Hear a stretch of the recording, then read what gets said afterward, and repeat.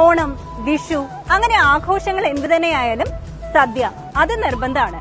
ആഘോഷങ്ങൾ അടുക്കളയ്ക്കുള്ളിൽ ഒതുങ്ങിപ്പോകാതിരിക്കണമെങ്കിലും ജോലി തിരക്കിനിടയിൽ ആഘോഷങ്ങൾ ഒരു ആശ്വാസമാകണമെങ്കിലും പാഴ്സൽ സദ്യകൾ കൂടിയേ തീരൂ. ഹിൽട്ടൺ ഗാർഡൻ വർഷയ്ക്കൊപ്പം ചേർന്നുകൊണ്ട് എക്കോ ഫ്രണ്ട്ലിയും സസ്റ്റൈനബിളും ഒക്കെ ആയിട്ടുള്ള പാക്കേജിംഗ് ആണ് സദ്യക്കായി ഒരുക്കിയിരിക്കുന്നത്.